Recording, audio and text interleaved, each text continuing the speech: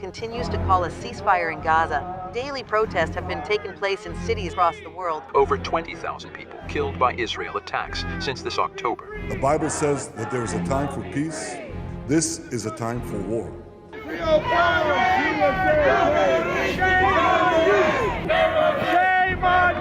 Thank you, America, for standing with Israel today, tomorrow, and always.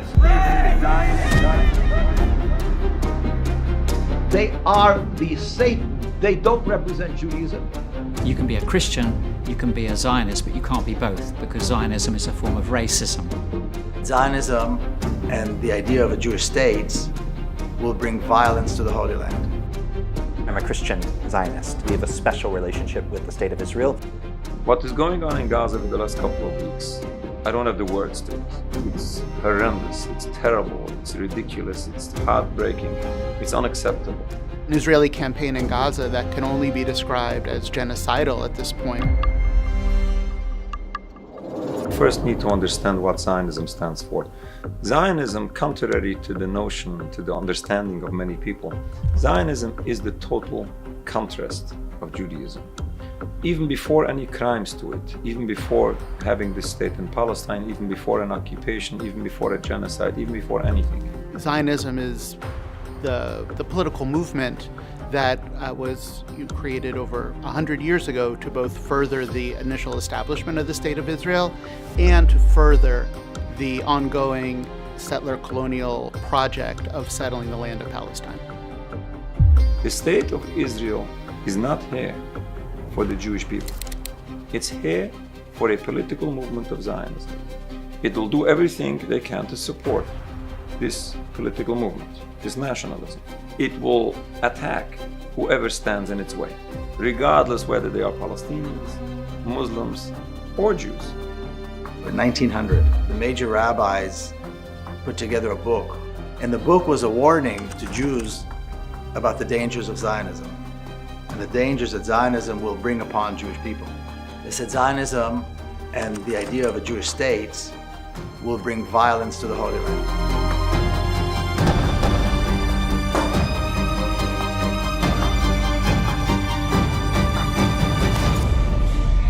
Philosophy of Zionism of building a sovereign homeland for Jews was not invented by religious scholars. This was invented by Theodor Herzl and his friends, outspoken heretics who didn't follow anything within Judaism. They invented a people, a place, and a history. So they said Jewish people are not a faith, Jewish people are a nation. Not united by faith, which is what was true, but a nation like other nations that have a country and a language. But they didn't have a country or a common language. So they said, well, Palestine is the country of the Jewish people, but there's no history that shows that. So they said, well, the Bible is not a book of religion, it's not a religious book of faith, it's our history book. The whole concept of Zionism is basically blasphemy and heresy, and they march around the world saying, we represent Judaism, and if you oppose us, you are against Judaism. If you oppose us, you are an anti-Semitic, you're anti-Semite. Dear friends, as President of the State of Israel, we, the people of Israel, are eternal, and no one will break us. I was a Zionist, and it's very difficult to break away from that very compelling story. I grew up in this very patriotic Zionist environment. Everybody talked about contributing to the state. My grandfathers, my uncles, my parents, my everybody, the state, contributing to the state was everything. It was the most important thing. Particularly after 1967, this new kind of religious Zionism received this huge impetus, a huge kind of, boost. And they took over the role of being the pioneers. So in the early years, the pioneers were like my parents' generation. Now the pioneers were them, and they went to the West Bank, into all these, supposedly holy places that are mentioned in the Bible, and they became the new pioneers. But they brought this combination of religion and nationalism, which of course is very toxic. We have a choice of either beating the Arabs, killing the Arabs, move them out because it's either the Arabs or Jews. There is not the slightest possibility of coexistence between us in the same country.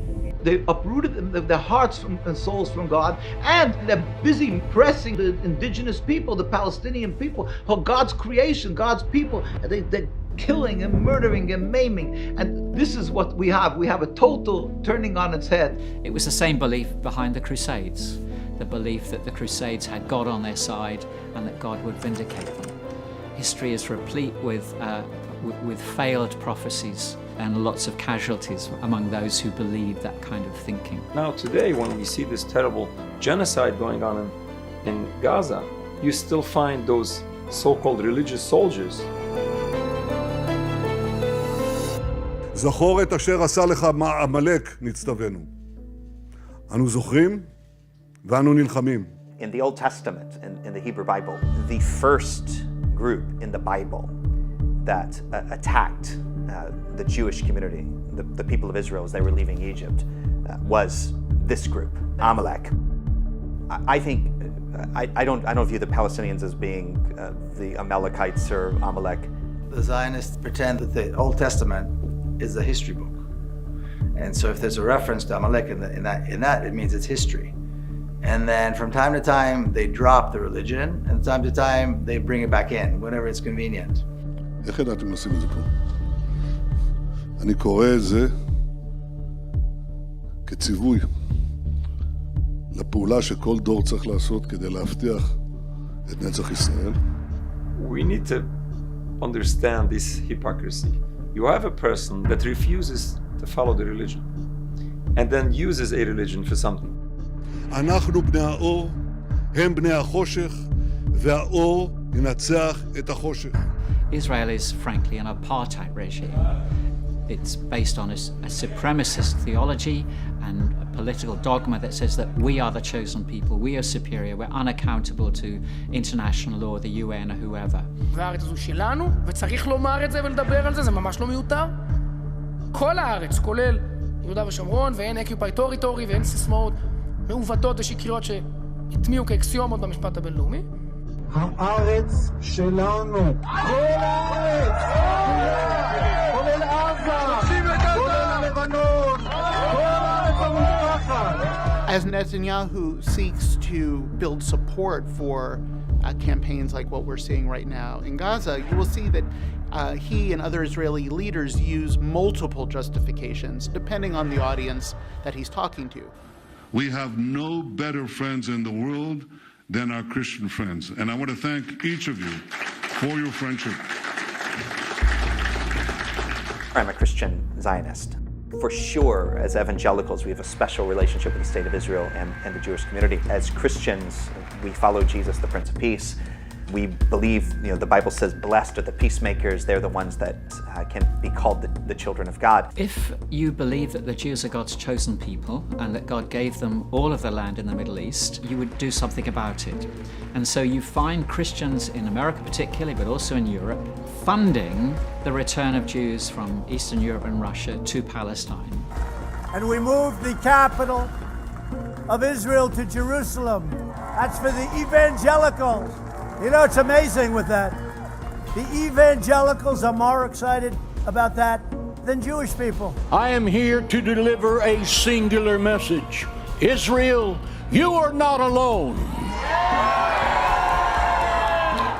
The Christian Zionist movement is very large and very influential in the United States. And that comes out of, in part, a theology that believes that Jews need to return to the land of Palestine before the Christian Messiah can return. God gave them that land. They own that land.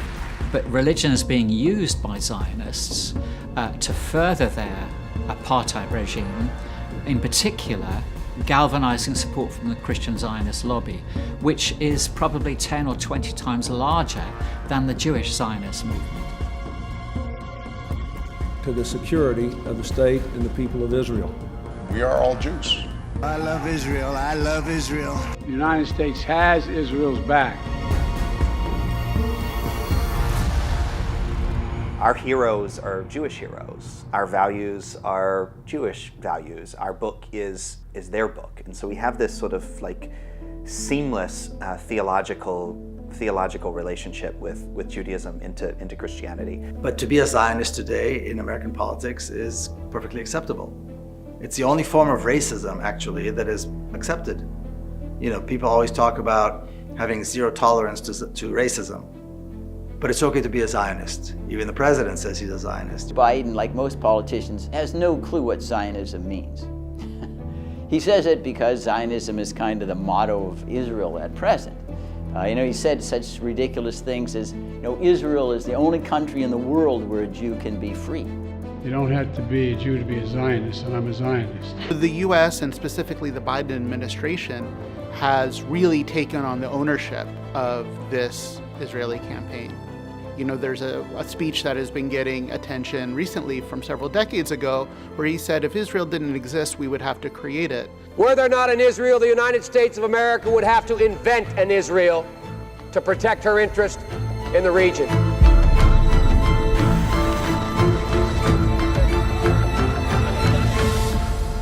What is going on in Gaza for the last couple of weeks, I don't have the words to it.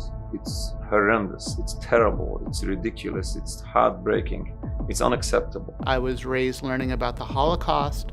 I was raised being told that as a society, we would never let this happen again. And we are seeing this happen again. People say Israel is committing war crimes and crimes against humanity. No, Israel is the crime against humanity. So what we're seeing in Gaza is a progressive ethnic cleansing of the citizens of Gaza, destroying 60% of the homes, the infrastructures, mosques, churches, hospitals, schools. אין חשמל, אין מזון, אין מים, אין דלק. הכל סגור. No shelter, no electricity, no water mains. Human beings can't survive with that kind of siege. And we see the death toll already rising, many probably being permanently traumatized and their immune systems impaired because the privations that are undergoing, 80% of the Gazan population of 2.3 million displaced. So I think under any sensible definition of genocide that's in the Genocide Convention itself, one, it's clear that the Israeli government is trying to create conditions of life that are obviously or recklessly calculated to destroy some or all of the Palestinians. And that's the definition of genocide.